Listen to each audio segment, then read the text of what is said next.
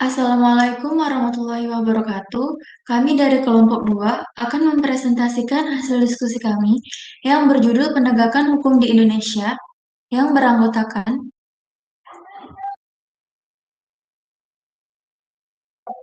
ada Sandra Eka Purnasari, Sonya Triwalisa Nugraini, Bunga Fitri Haryani, Vina Nur Ainiyah, Amelia Saputri, Kinarti, Indriani Eka Haryanti, Tara Septi Amanda, Endah Setiawati, Astri Wijayanti, dan Theodora Clarita Silitonga.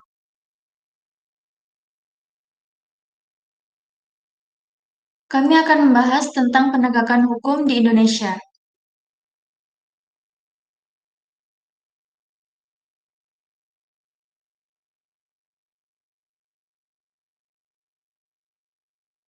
Yang pertama ada pengertiannya, yaitu penegakan hukum adalah proses dilakukannya upaya untuk tegaknya atau berfungsinya norma-norma hukum secara nyata sebagai pedoman perilaku dalam lalu lintas atau hubungan-hubungan hukum dalam kehidupan bermasyarakat dan bernegara.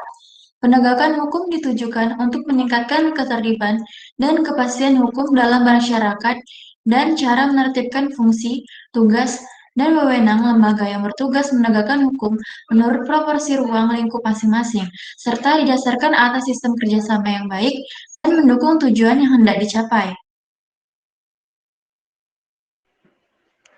Selanjutnya, kita akan membahas mengenai penegakan hukum di Indonesia ditinjau dari kajian filsafat hukum dan konsep keadilan yang berketuhanan.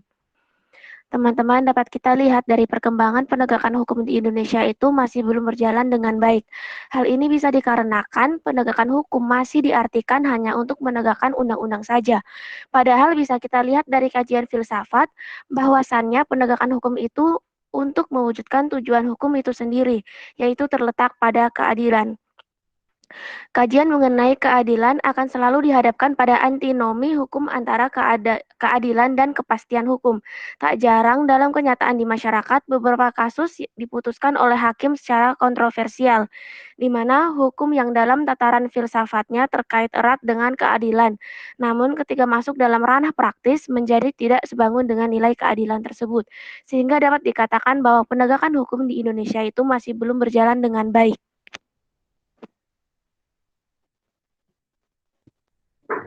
Sebagai negara kesatuan yang berbentuk republik, di mana kedaulatan berada di tangan rakyat dan berdasarkan hukum, bukan berdasarkan atas kekuasaan belaka. Sudah seharusnya penegakan hukum di Indonesia juga harus seperti yang dikehendaki rakyat. Konsepsi yang menjunjung tinggi nilai keadilan sebenarnya sudah dimiliki oleh negara Republik Indonesia yang tertuang pada Pancasila yang dijumpai dalam alinea keempat pembukaan Undang-Undang Negara Republik Indonesia tahun 1945.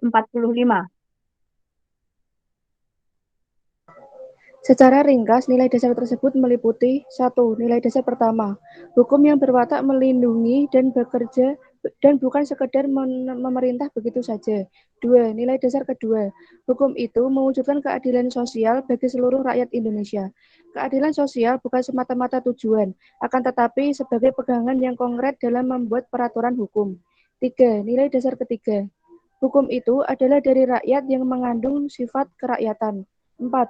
Nilai dasar keempat, hukum adalah pernyataan kesusilaan dan moralitas yang tinggi, baik dalam bentuk peraturan atau dalam pelaksanaannya, sebagai yang diajarkan di dalam ajaran agama dan adat rakyat kita.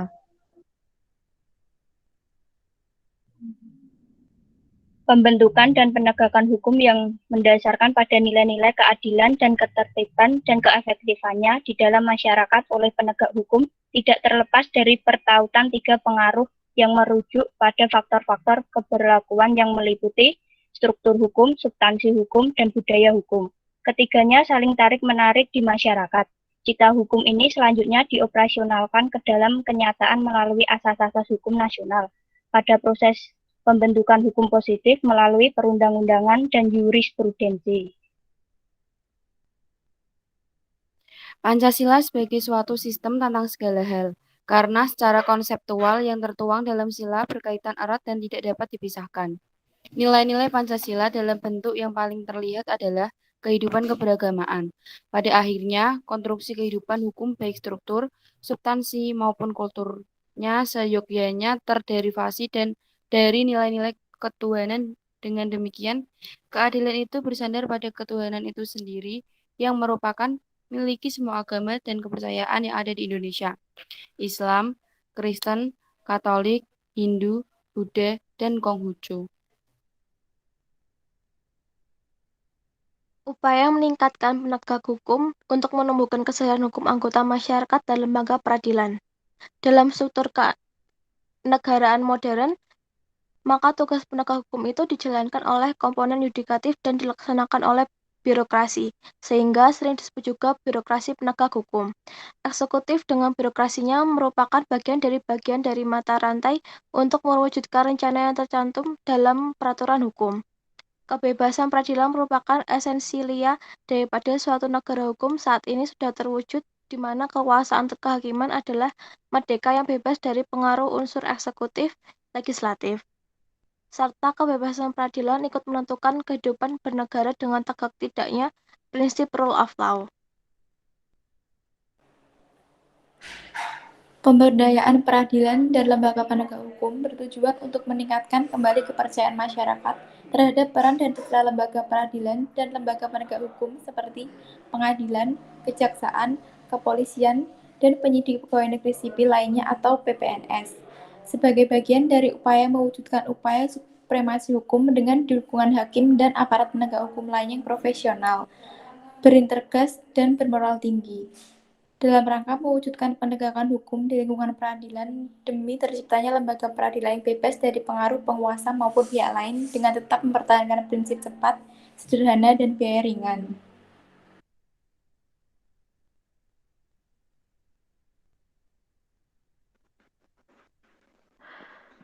Selanjutnya, kita akan membahas studi kasus mengenai rapid antigen bekas di Kuala Namu.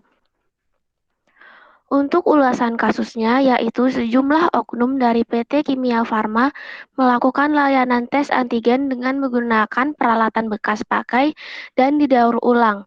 Caranya yaitu alat yang digunakan untuk pengambilan sampel yang dimasukkan ke dalam hidung saat rapid tes antigen, kemudian dicuci dan dibersihkan kembali.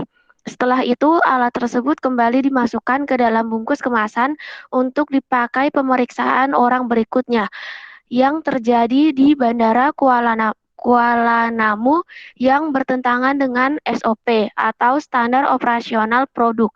Hal ini terbongkar setelah digerebek petugas Polda Sumatera Utara.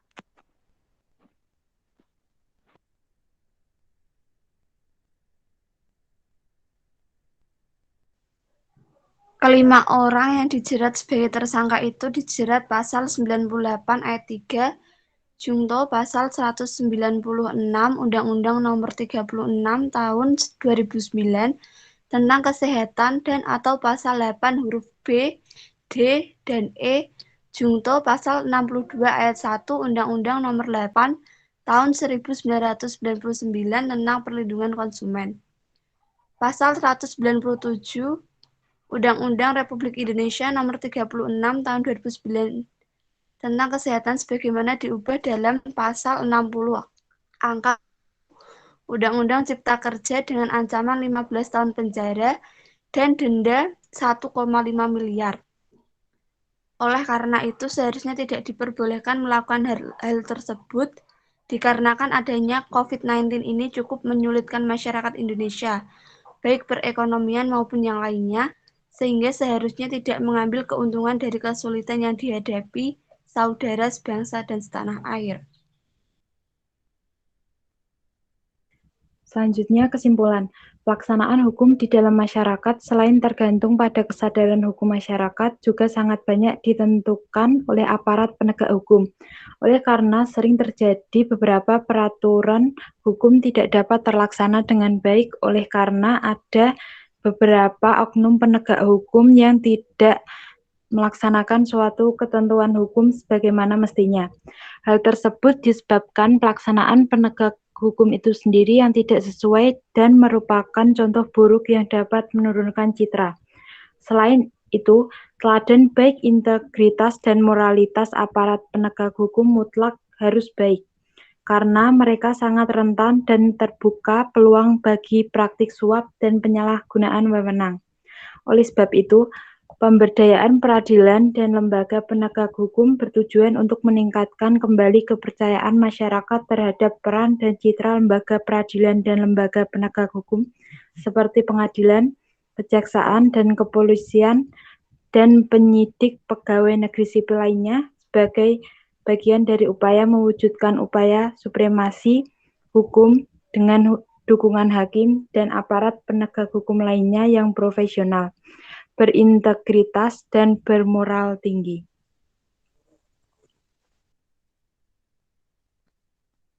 Saran, dalam penegakan hukum, masyarakat harus lebih sadar dan paham tentang peraturan-peraturan yang berpengaruh pada penegakan hukum. Dan yang paling penting yaitu, para aparat penegakan hukum harus lebih tegas dan lebih profesional dalam melakukan upaya penegakan hukum dan supremasi hukum di Indonesia.